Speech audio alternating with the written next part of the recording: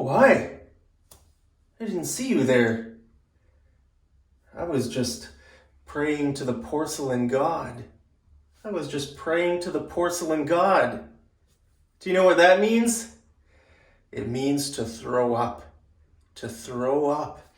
Porcelain, do you know what porcelain is? Toilets are made out of porcelain. This material here is called porcelain.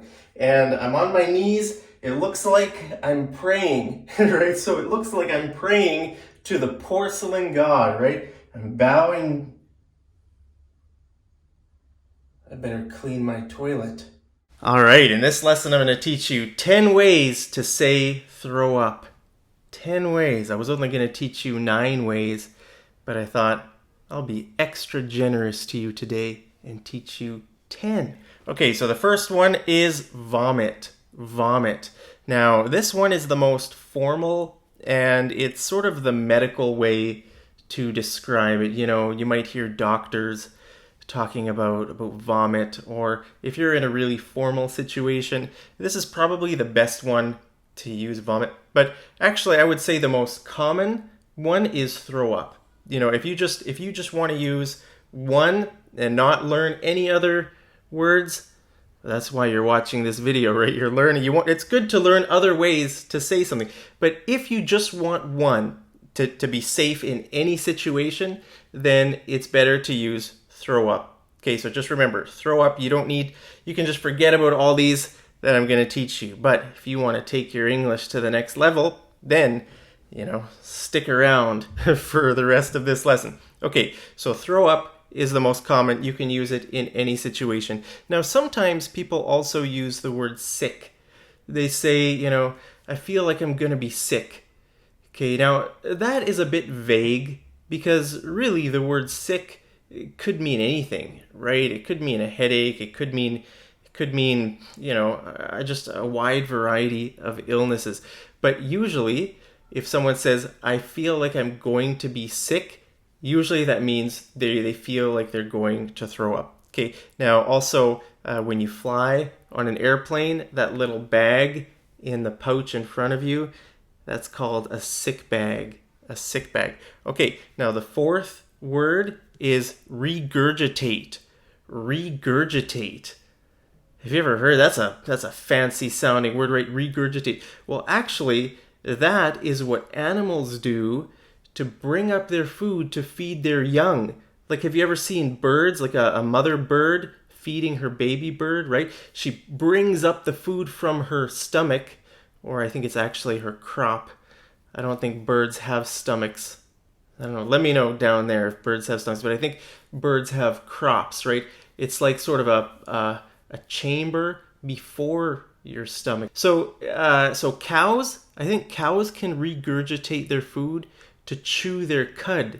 Again, right? Cows eat and then they regurgitate it, chew it again, and then swallow it. And I think they do that a bunch of times. Okay, so that is called regurgitating. Okay, the root word is regurgitate.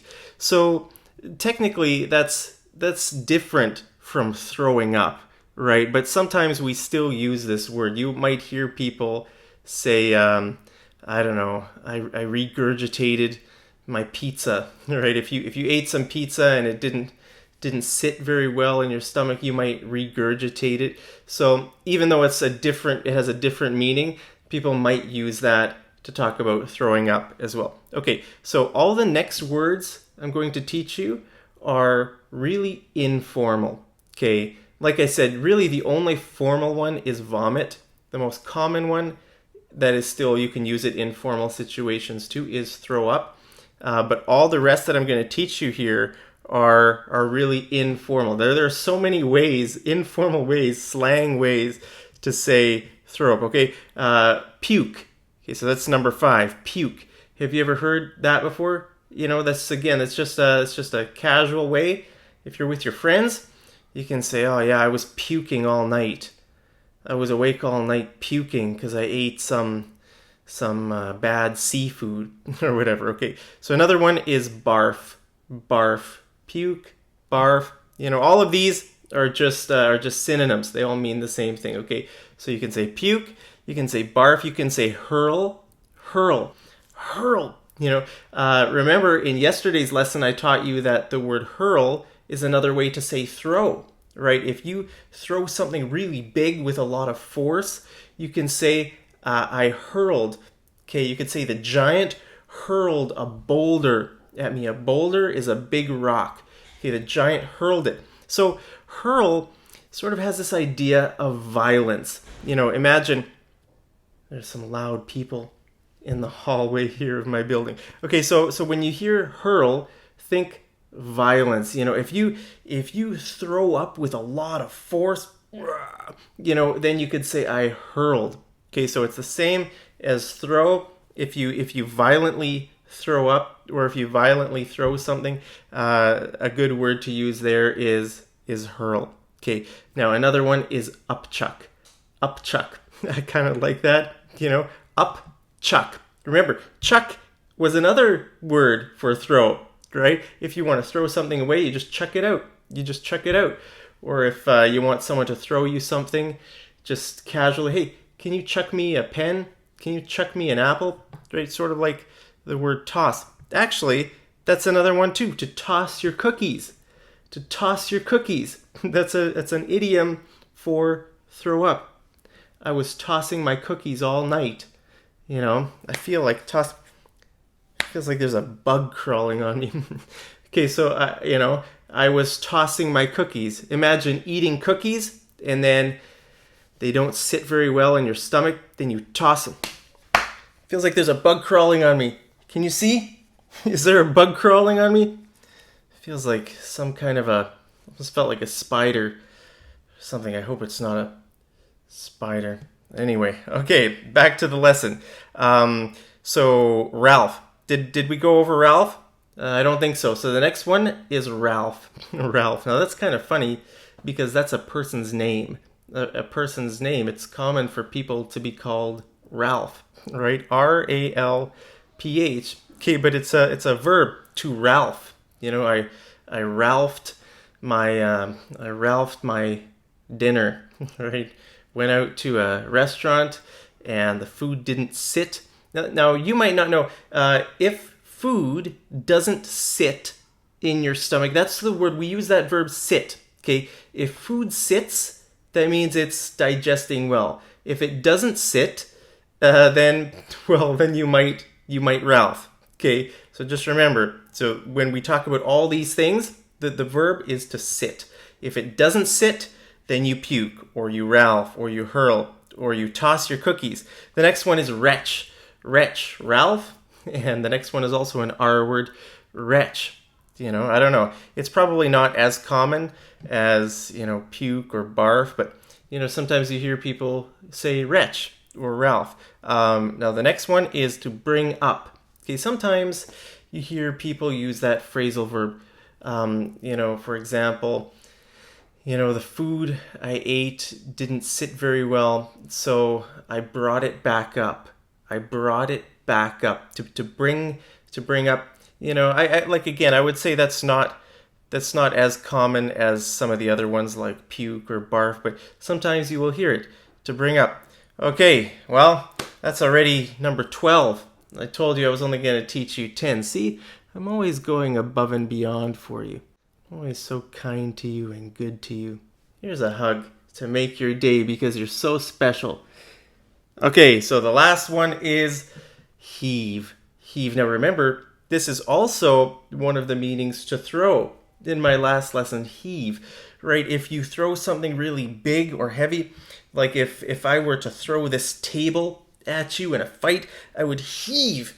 Heave. Okay, so sort of the word heave sort of has the idea of like you need to use your abdominal muscles. It's almost like a twisting to heave, okay? So imagine if you're really sick, you're heaving. That's what this motion means. Heave. Okay. Now usually we use this with the word dry, to dry heave. Now dry heave means you are going through the motions of throwing up, but you're not actually throwing up. There's nothing in your stomach. Or sometimes, you know, before you throw up, you do some dry heaving, right? Okay, that's called dry heaving because nothing wet is coming up. No puke, no Ralph is coming up. So that's why it's called dry. It's, you know, it's probably better if it's dry. Actually, that's not true. Sometimes it feels very good after you clear your system, you get it all out, then usually you feel better. So, I don't know. Maybe you think it's better to dry heave, but personally for me, I think I would rather just retch my guts out. Retch my guts out means it's just violent and terrible. But you know, usually after you retch your guts out, you feel a little bit better, hopefully. But anyway, those are the words. Let me know down in the comments which is your favorite word on that list. I think my favorite word is upchuck. Upchuck. I'm gonna upchuck my.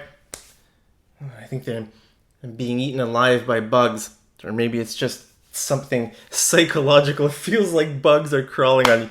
Anyway, maybe that's a sign I should go jump in my swimming pool here to just cool off and get all the bugs off my skin. Anyway, hope you guys are having a wonderful day wherever you are. Thank you so much for always watching my video and smashing the thumbs up. I really appreciate that. Anyway, see you guys over in the next episode of Mad English TV. Take care.